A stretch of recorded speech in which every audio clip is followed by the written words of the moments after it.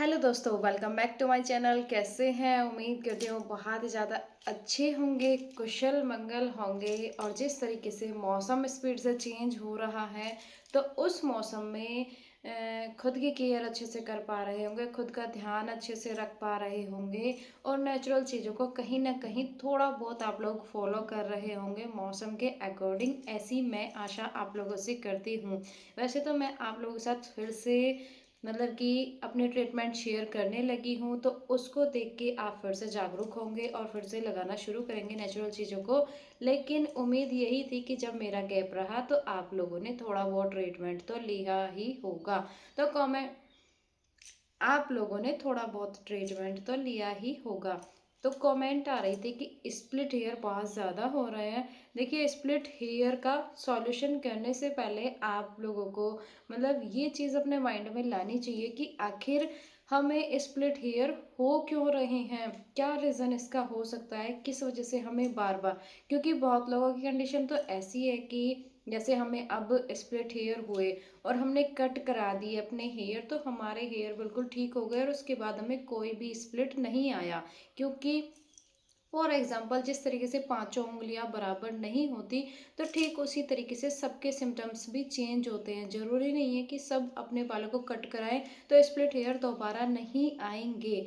बहुत चीज़ें ऐसी हैं, फिर बहुत लोगों के सिम्टम्स और कंडीशंस ऐसी हैं कि वो बार बार कट करा रहे हैं अपने बालों को, उसके बाद भी जितने बाल कट होते हैं उन्हीं में स्प्लिट हेयर आते हैं। तो ऐसी प्रॉब्लम क्यों बनती है? देखिए, जिसके हद से ज़्यादा बारीक हेयर होते हैं या फिर एक टाइम के बाद जब हेयर बहुत ही ज़्यादा डैमेज हो जाते हैं, तो उस सिचुएशन में हमें स्प्लिट हेयर बनते हैं। क्योंकि टाइम पे स्कैल्प की सफाई ना हो पाए, टाइम पे हम धूल, धूप, डस्ट और बहुत सारे जैसे हम वातावरण में घूमते हैं, बाहर पॉल्यूशन में घूमते हैं और अपने बालों को ठीक से बांध नहीं पाते, या फिर तेज धूप में हम इसी तरीके से खुले बालों से घूम रहे हैं, तो ये सारी सिचुएशन भी हो सकती हैं। क्योंकि यूवी रेज और आजकल का जो वातावरण है, जो पॉल्यूशन है, उसमें तो हर चीज़ इतनी ज़्यादा हार्मफुल है।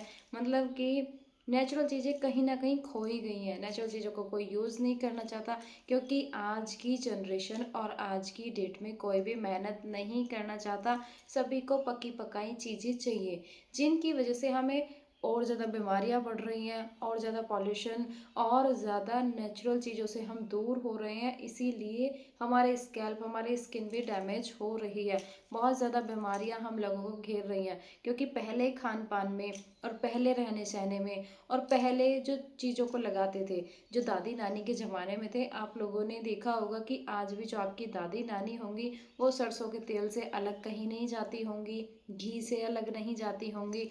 और अगर खाने की बात करें तो हेल्दी और पौष्टिक आहार वो लोग ग्रहण करते होंगे। लेकिन आज की जनरेशन को चाहिए चटपटे स्पाइसी फूड, जंक फूड। और अगर बात करें लगाने की, तो उनको चाहिए फ्रेगनेंस वाले आइटम। तो इसीलिए हमारी स्कैल्प डैमेज होती है। जब स्कैल्प ही डैमेज होगी, तो किस तरीके से बालों में ग्रोथ रुकेगी और किस तरीके से बालों की जड़ें काम करेंगी और किस तरीके से हमारे हेयर की लेंथ काम करेगी।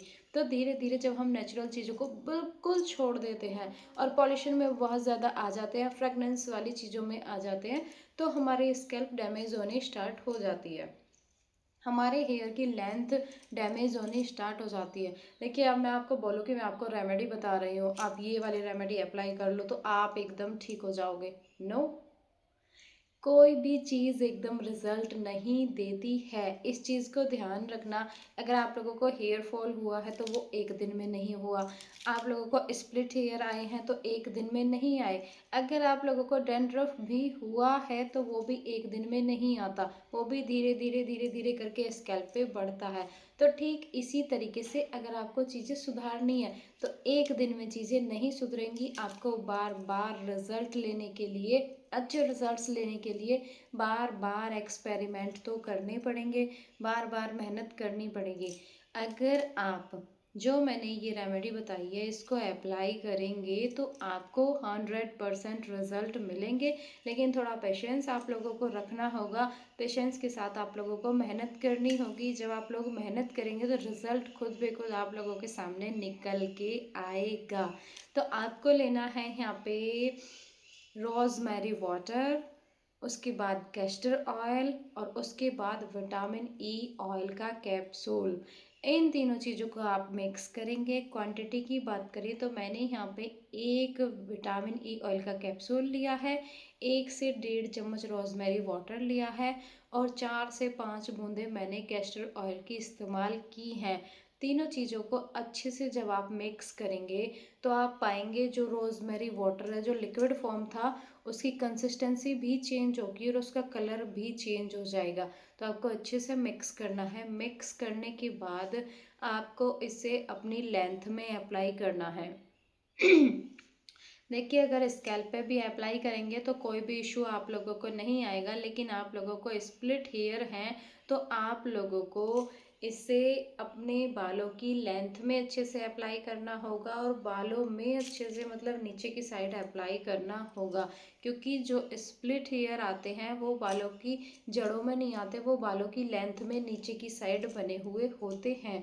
तो यहाँ से जब हमारे बाल पूरे तरीके से डैमेज हो जाते हैं, बिल्कुल बेकार हो जाते हैं, तब हमारे बाल फटने स्टार्ट होते हैं, टूटने स्टार्ट होते हैं, क्योंकि उनमें पोषण बिल्कुल भी नहीं बचा है। तो आपको अपने बालों को धीरे धीरे पोषण देना है ताकि आपके बाल धीरे धीरे इम्प्रूव करें। जब आप इन चीज़ों को यूज़ करते रहेंगे तो एक टाइम के बाद ऐसा आएगा कि आपके बाल स्ट्रॉन्ग भी हो जाएंगे और आपके बालों में कोई स्प्लिट हेयर नहीं बचेगा। उम्मीद करती हूँ मैंने बहुत ही सरल लैंग्वेज में आप लोगों को समझाने की कोशिश की है। आप लोगों को ये चीज़ें समझ में आई होंगी। आप लोगों का कोई और डाउट हो या फिर कोई और प्रॉब्लम आप लोगों की आ रही हो तो प्लीज़ मुझे वो भी शेयर करना। और आप लोगों का हेयर फॉल किस तरीके का भी चल रहा है, मतलब बालों की कंडीशन किस तरीके की अभी आप लोगों की चल रही है, तो वो भी आप मुझे शेयर करना। इस वीडियो को मैं रखूँगी इतना ही, मिलेंगे फिर नेक्स्ट वीडियो में, तब तक के लिए नमस्कार।